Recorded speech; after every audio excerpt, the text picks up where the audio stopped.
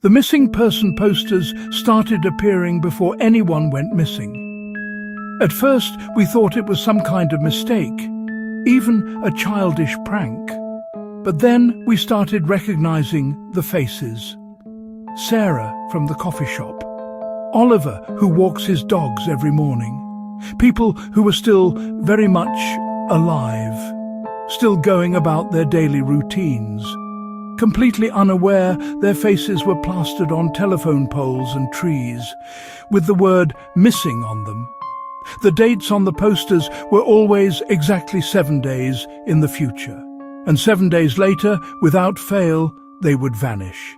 No trace, no explanation, just empty spaces where people used to be. This is just one type of story that you might hear by Michael Alexander on Strange Tales and Unusual Circumstances, where the impossible becomes inevitable and the ordinary becomes terrifying. Some stories are too strange to ignore. For this fourth strange tale, which I call Prey, a Lycanthrope Chronicle, which is an unusual circumstance in itself, unravels the boundaries between family honor, flesh, transformation, and folklore. What begins as a pursuit can end with the hunters becoming the new prey. Listening discretion is advised.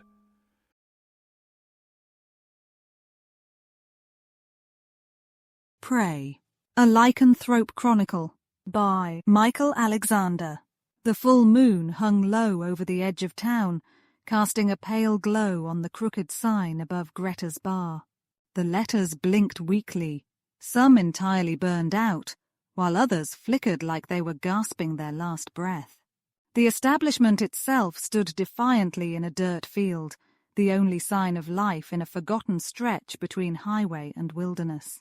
Its aluminum siding was patched together in desperation, like a wounded animal stitched just enough to keep breathing.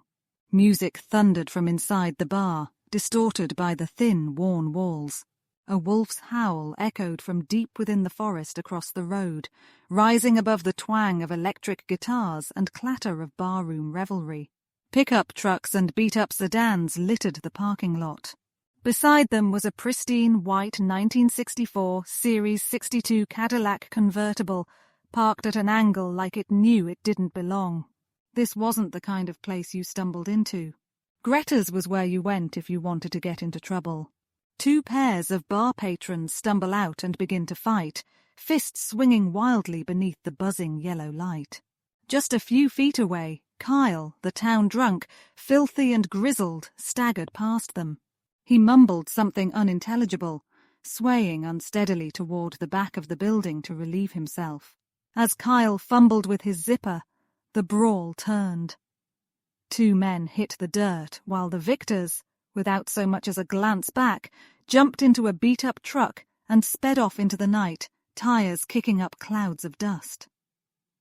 The two who'd been flattened scrambled up and rushed into their own vehicle, peeling out after them in hot pursuit. Kyle, half-zipped and all-out drunk, muttered to himself as he urinated on the wall, swaying. "Fucking drunken idiots. You're going to kill someone." He slurred, completely unaware he was now pissing all over his pants. He looked down, finally registering the warmth running down his leg. Ah, man. Then chaos exploded. Gunfire erupted, sharp cracks of revolvers, the deeper roar of a shotgun, and the staccato rattle of a machine gun tore through the night. The sounds were too close. Kyle's eyes widened. Forgetting his zipper, still midstream, he bolted. Piss trailed behind him as he vanished into the tree line like a shadow, his figure swallowed by the darkness. The town police station was small, functional, but tired. It held 2 jail cells at the rear and 3 desks arranged haphazardly in the open space. A lonely fax machine hummed beside one of the desks, a relic that refused to die. Near the entrance, a single houseplant sagged sadly in its pot, its leaves brown and brittle with thirst. Sheriff Nelson was in his late 70s. He leaned casually against the dispatcher's desk. He was built like the land itself, rugged, scarred, and weathered by time. His mop of white hair was tucked beneath a sun-bleached cowboy hat, and a wiry beard gave his face a frontier sharpness. At his feet, his basset hound, John Douglas, snored contentedly, ears twitching at each passing noise. He held up 3 enhanced CCTV photos, their edges crinkled from repeated handling. They were fraternal triplets aged 30 from England. They came from wealth, and they were skilled and considered dangerous. But their constant bickering and fighting often made them look more like squabbling teenagers than trained mercenaries. Still, underestimating them was a mistake. Lionel Prey, a rugged and handsome tracker, was the oldest of the triplets. His hair was wavy, his beard eternal, and a hunting knife with a wolf's head on the hilt rested on his hip. He looked like he belonged in a pulp western, not a police bulletin. Eva Prey was the second oldest. Her expression in the picture was unreadable, but her appearance was unmistakably identical to her sister. Eva had flowing blonde hair and a Monroe-style beauty mark above her lip. She wore twin revolvers strapped to her hips, a crisscrossing bandolier across her chest, and a safari-style hat tilted low over her brow. She didn't speak much, but the gum she chewed seemed to say plenty. Lastly, Eva Prey, the youngest of the 3, is a vision in white leather and red lipstick. A white cowboy hat perched on her head, her plaid shirt tied in a knot just below her chest, revealing toned abs and a tan line that hinted at dangerous charm. Her short shorts and tattered leather coat completed the look. A massive hunting knife was strapped to her bare thigh, equal parts fashion and threat as she held an assault rifle. The praise came from old British money, the kind of wealth that never had to announce itself. They were the 1% of the 1%. For generations, they hunted the world's most elusive beasts, built empires through trade, and returned home as explorers, conquerors, and collectors. Their legacy carried more than ivory and pelts. Whispers buried in family journals and ghost stories passed over brandy hinted at something older. A link to wolves. Some called it an obsession. Others called it kinship. Inside the Prey estate, the vast trophy room exuded age and menace. Oak-panelled walls groaned under the weight of dust-heavy tomes and ivory-handled rifles. Portraits of ancestors lined the wall, fathers, sons, and hunters rendered in oil and shadow. Each bore the same cold precision, stern jawlines, weather-worn skin, and eyes that burned just a little too wild. Behind them, their trophies loomed, tusked beasts, horned creatures, and the most vicious predators from around the world. One painting stood apart. Its colours were darker, its brushstrokes frenzied, almost violent. Beneath it, a brass plate read, "Peter Stump, the Werewolf of Bedburg, executed 1589. It showed a snarling man shackled to a breaking wheel, limbs splayed in agony, as torch-wielding villagers looked on. And in the foreground, a shadowed figure cloaked in black, face obscured, stood with an axe in hand. The executioner was a prey. His posture was rigid with righteousness. The axe used in that moment still hung beneath the painting, a relic of both justice and blood. The scene was not just history, it felt like prophecy. Other portraits told stories too. There was Clyde, who led the infamous expedition to wipe out the last Tasmanian tigers. The pelt of one hung beside his rifle. Next to him was Ambrose, a brilliant but reckless young man in his early 20s. He studied wolves up close, even fed them by hand. One day, he stepped inside the enclosure and never came out. They buried what was left. His portrait hangs above a mantel draped in the preserved pelts of the very wolves that tore him apart. The Prey legacy was stitched not only in brushstrokes, but in stories. Jungle hunts gone awry, vanished Arctic expeditions, and sea creatures no one else had ever seen. And still, one portrait always drew the eye. Two-time great-grandpappy Prey, in his late 50s when the portrait was painted. A curled walrus moustache sat like a badge of honor beneath his nose.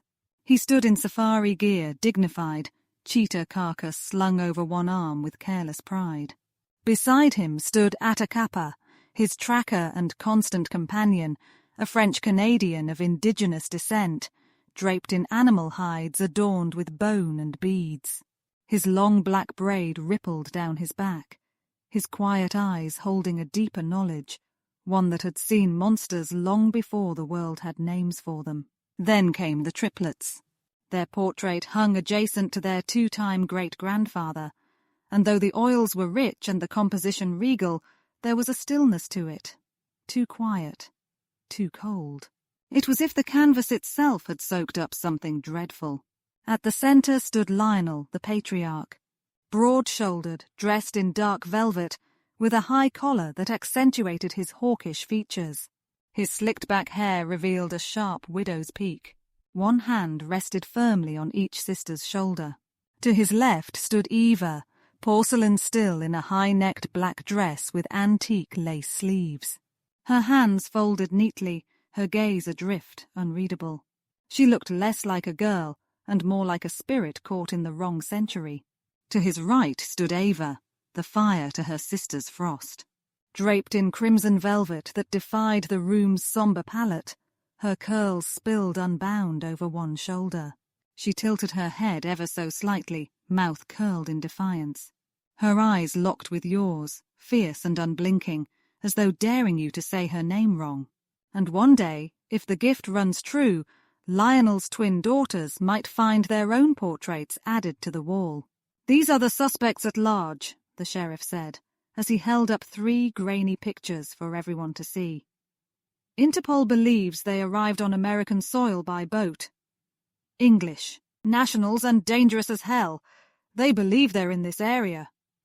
Sheriff Nelson's voice echoed through the precinct like the final word of a hanging judge. He paused to lift a remote, clicking through a slide projector hooked to the wall.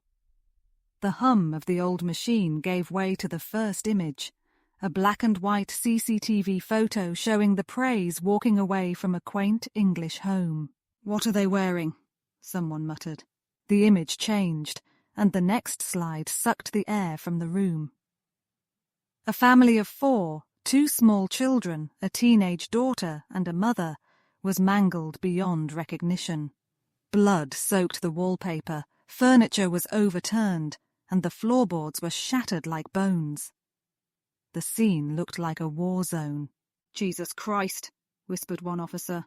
"This was their work, so look at those pictures, burn them into your skulls. They're not just killers, they're psychopaths. They won't hesitate to do the same to you. We've also got a missing person, the husband and father of the deceased, Jared McCullough. We believe he may still be alive and travelling with the assailants. We are waiting on the authorities to send a picture to us." At the back of the room, Deputy Mullen, a sharp-eyed and clean-cut 30-year-old mentee of Sheriff Nelson, stood in his beaded vest and bolo tie. He cut a figure of composed strength, a quiet contrast to the chaos on the screen. "If these cocksuckers are in this town," Mullen said, voice steady, "we'll be sure to put them down, sir, women or men." His tone grew colder, dead serious. "Study their faces and memorize them. You see them, shoot first, and ask questions later." He proceeds to walk towards his office. John Douglas perks up, yawning before he follows behind the man. Back at Greta's bar, the smell of gunpowder and blood hung thick in the air. The once rowdy roadside bar was now a tomb. More than a dozen bodies lay scattered across tabletops, pool tables, and the sticky, blood-soaked floor. The band slumped lifeless on the stage, instruments still strapped to their motionless bodies. Red pooled and glistened beneath the overhead lights like spilled wine. In the centre of it all, Lionel Prey sat reclined at a table, his tactical shotgun resting across his lap. He rocked back in his chair with the calm of a man who'd just finished his dinner, not a massacre. In front of him, a full bottle of whiskey and 4 empty shot glasses. Across the table sat Greta, the bar's owner, who was in her 50s, heavy-set, with a scar that ran down the side of her face like a history lesson. Her expression didn't waver. Whatever she'd seen before tonight, It had been bad enough that this didn't faze her. Standing behind Lionel, like twin shadows, were Eva and Ava Prey. Their presence was meant to intimidate. Greta didn't blink. Lionel gestured toward the whiskey. "What's your name, friend?" He signaled her to pour. Greta grabbed the bottle and poured 4 shots with the smoothness of habit, sliding each one across the table. Her voice strong and firm. "There's no money here." Ava stepped forward. "He asked your name, friend." "Greta." She answered as if she was being bothered, locking eyes with her. Lionel raised one glass and knocked it back, savoring the burn. The sisters declined their pause.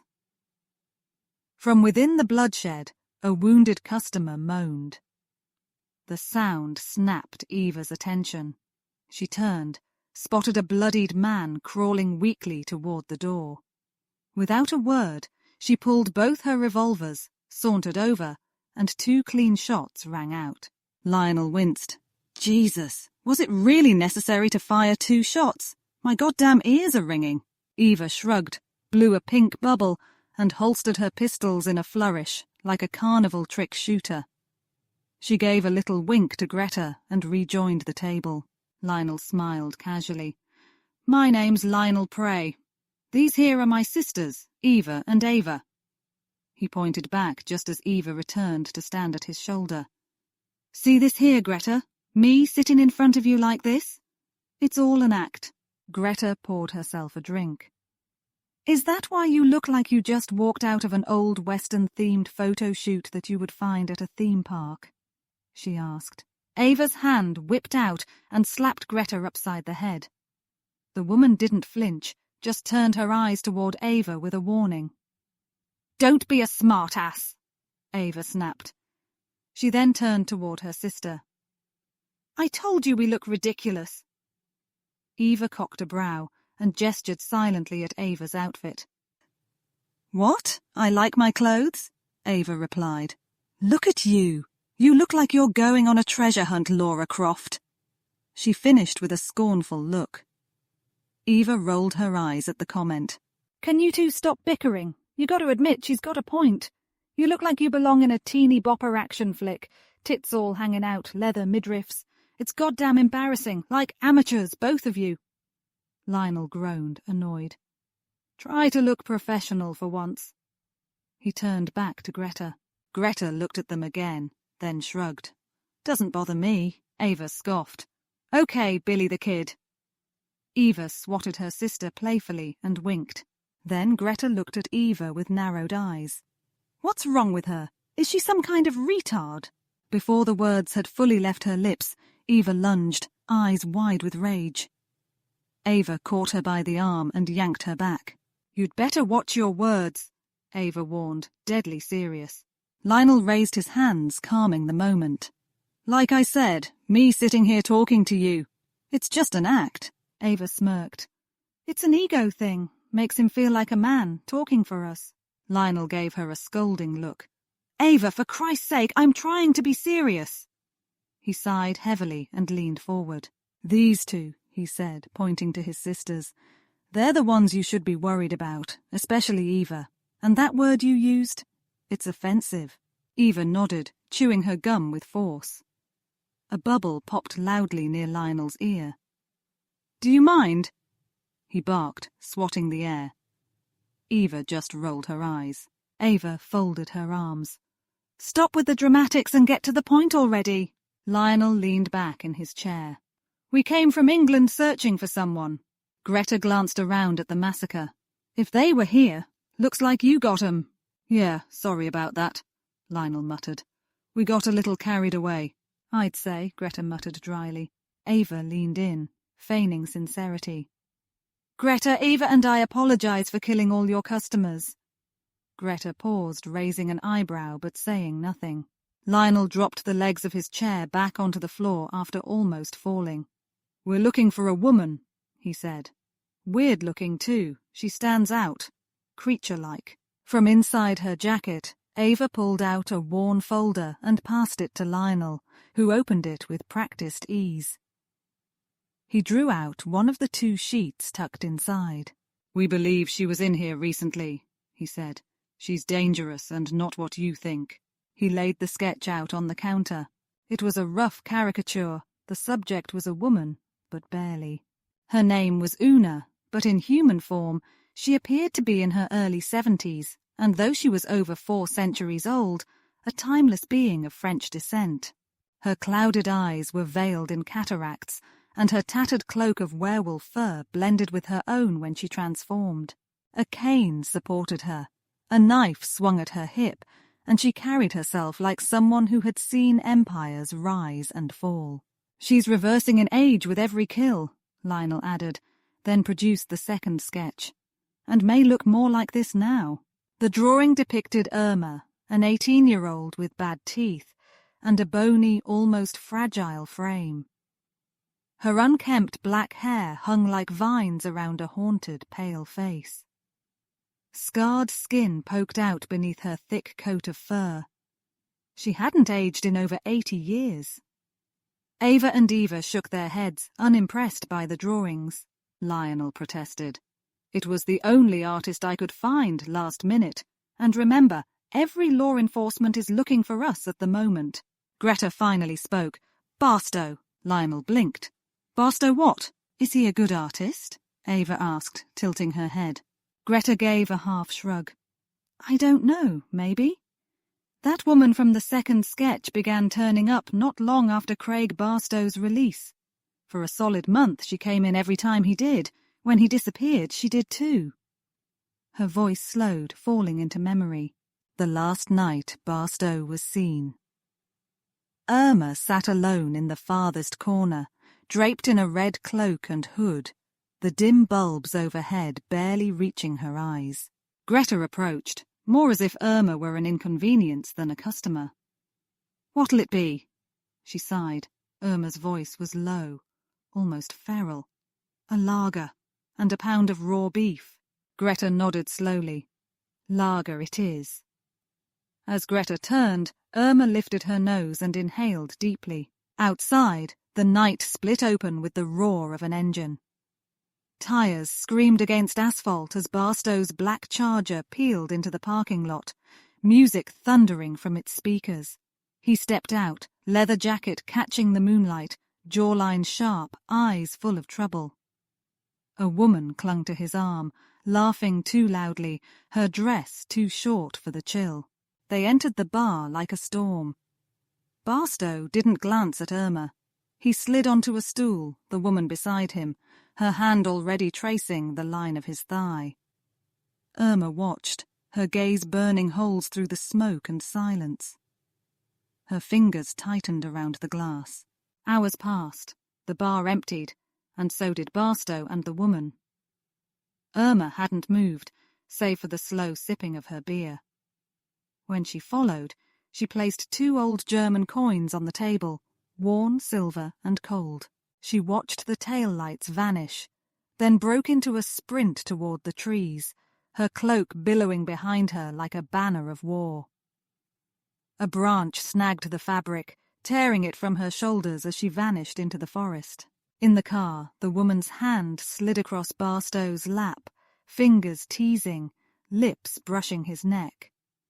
He leaned into her, distracted, intoxicated by her touch. Then a blur of fur darted across the road. Barstow shouted, yanked the wheel. The car veered, tires skidding, metal shrieking as it crashed through the underbrush and slammed into a tree. Then silence. Barstow groaned, blood trickling from his temple. The woman gasped, clutching her side. They looked up and froze. Irma stood before them, naked, her skin pale and luminous under the moonlight. Her eyes were no longer human. The woman screamed and bolted into the woods, branches whipping her face as she fled. Barstow remained, breathing shallow, heart hammering. Irma stepped closer, her bare feet silent on the forest floor. "She'd do odd things like smell the air," Greta said, her gaze turning distant. "Then there was this big mangy mutt that hung around here too, always just out past the tree line, watching. I don't know how many times I fired my rifle at it, The damn thing wouldn't budge, just stared. The triplets were intrigued by what they were being told. Beyond the bar's back lot, in the shadows of the forest, Una, in her wolf form, sat panting as she listened to the conversation taking place. She stood nearly the size of a dire wolf. Her coat, a threadbare patchwork of brown and black, bore the grime and wear of years. There was something ancient about her, as if the earth itself had shaped her bones. Inside the police station, officers bantered lazily until the front door burst open. Kyle stumbled in, wild-eyed, his pants soaked in urine, his zipper wide open, and his dick swaying. He collapsed, vomiting violently across the linoleum. "Jesus Christ, put him in the drunk tank," the sheriff ordered. "No, Sheriff, please, you have to listen to me." Deputy Mullen ordered the man to do up his pants before being dragged away, his voice growing faint as the sheriff watched in disgust as John Douglas leaned down and began eating the vomit. Deep in the woods, Craig Barstow sat bound at the wrists, his eyes reflecting the flickering firelight. From the darkness, a shape emerged. A hulking black wolf padded forward, sleek, massive, and glistening. In its jaws she carried clothing, a pair of pants and a blood-stained, torn shirt. Something hung inside the pants, a dismembered human leg, a woman's leg. Without ceremony, she dropped the garments, shifted forms in one fluid motion, and dressed. Irma stood in the bloody clothing and held the leg like a trophy, and began to pace, eyes locked on Barstow. She took a bite, chewing in silence with blood on her lips and hands. She passed it to him, and he recoiled. Craig looked up at Irma, his voice dry. "What are you?" She crouched, locking eyes with him. "I think you know what I am." Irma laughed, low and feral. Craig's voice quivered. "What are you going to do to me?" A distant howl echoed through the trees. Irma tilted her head toward the sky, listening to the pack as if it were a haunting melody composed for her alone. Her lips curled slightly, not into a smile, but something more primal, reverent. "I've been watching you for a while now, Craig," she said, her voice low and strangely intimate. "I'm in desperate need of your help. Some men are trying to get me." Craig's lips parted, ready to beg for his life, but Irma silenced him with a finger to his mouth. "Shh," she hissed. "This is going to happen no matter what. Embrace the time now. Soon enough you'll be as dead as me." His voice cracked. "What the fuck are you?" Irma closed her eyes, bringing back the old memory. Snow fell in thick curtains as Irma, 18 and desperate, raced through the dense underbrush of the Black Forest in Germany.